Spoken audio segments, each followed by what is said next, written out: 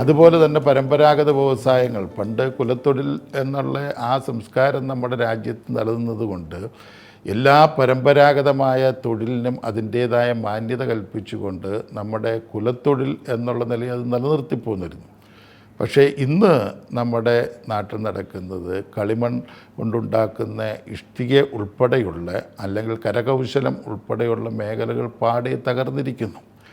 ഇന്ന് കളിമൺ ഫാക്ടറികൾ അല്ലെങ്കിൽ ഇഷ്ടികക്കളങ്ങൾ ഇന്ന് നമ്മുടെ രാജ്യത്ത് ഇല്ലാതായി മാറിയിരിക്കുന്നു. പരമ്പരാഗത ഓട് വ്യവസായം നമ്മുടെ നാട്ടിൽ നിന്ന് അപ്രത്യക്ഷമായിരിക്കുന്നു. ഇന്ന് നമ്മുടെ നാട്ടിലേക്ക് പഴയ തലമുറ ഉപയോഗിച്ചിരുന്ന മേച്ചിലോടുകൾ വരുന്നത് തമിഴ്നാട്ടിൽ നിന്നാണ്. കേരളത്തിൻ്റെ പരമ്പരാഗതമായി ഉണ്ടായിരുന്ന ഓട് വ്യവസായം തകർന്നു. അതോടൊപ്പം തന്നെ കയർ, കശുവണ്ടി, കൈത്തറി മേഖല ഇന്ന് പാടെ അന്യം നിന്നിരിക്കുകയാണ്. ഇന്ന് നമുക്ക് പല ബാലരാമപുരം കൈത്തറി എന്നൊക്കെ പേരേ ഉള്ളൂ. തമിഴ്നാട്ടിൽ നിന്നുള്ള കൈത്തറിയാണ് ഇവിടെ വന്നിട്ട് നമ്മുടെ ബ്രാൻഡ് അടിച്ച് ഇന്ന് മാർക്കറ്റ് ചെയ്യുന്നു.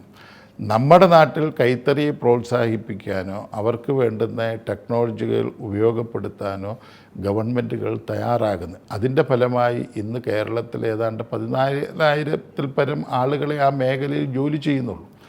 16,000 തറികൾ ഇന്ന് നമ്മുടെ കേരളത്തിലുള്ളൂ. അപ്പോൾ ഈ സ്ഥിതിയിലേക്ക് വന്ന് എന്താണെന്ന് ചോദിച്ചാൽ പരമ്പരാഗത വ്യവസായം അല്ലെങ്കിൽ പരമ്പരാഗതമായി നമ്മുടെ നാട്ടിലുണ്ടായിരുന്ന ആ തൊഴിൽ മേഖലയെ സംരക്ഷിക്കുവാനുള്ള ദീർഘവീക്ഷണം മാറി മാറി വന്ന് സർക്കാരുകൾക്ക് ഇല്ല എന്നുള്ളത് കൊണ്ടാണ് ഇത്തരം അനുഭവങ്ങൾ നമ്മുടെ നാട്ടിൽ വന്നിട്ടുള്ളത്.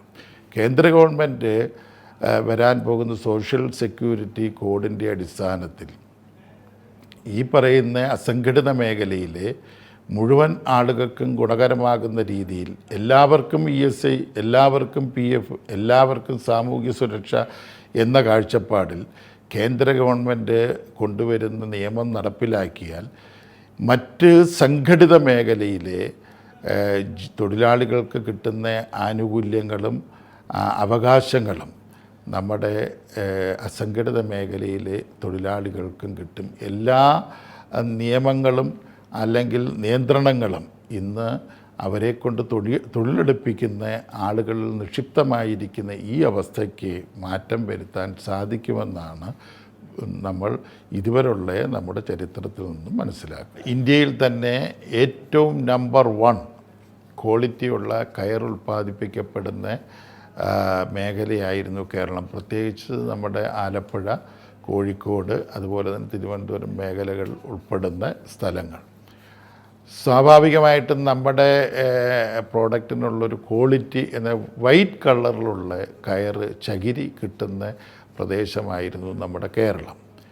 പഴയ കാലങ്ങളിൽ നമ്മൾ ഉപയോഗിക്കപ്പെടുന്ന നമ്മുടെ വേസ്റ്റ് സാധനങ്ങൾ കൊണ്ടുപോയി തമിഴ്നാടും അതുപോലുള്ള തന്നെ മറ്റ് സംസ്ഥാനങ്ങളിൽ അവർ കൊണ്ടുപോയി ആ വേസ്റ്റ് ഉപയോഗിച്ചിട്ടായിരുന്നു അവർ കയർ ഉൽപ്പാദിപ്പിച്ചുകൊണ്ടിരുന്നത്.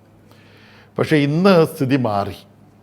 ഇന്നിപ്പോൾ കയർ ഉൽപ്പാദിപ്പിക്കപ്പെടുന്നതിന് വേണ്ടിയിട്ട് തൊണ്ട് അല്ലെങ്കിൽ ചകിരി ആവശ്യമായിട്ട് വന്നാൽ മറ്റ് സ്ഥലങ്ങളിൽ നിന്ന് നമ്മൾ തൊണ്ട് ഇറക്കുമതി ചെയ്യേണ്ട അവസ്ഥ നമ്മുടെ കേരളത്തിൽ വന്നിരിക്കുന്നു.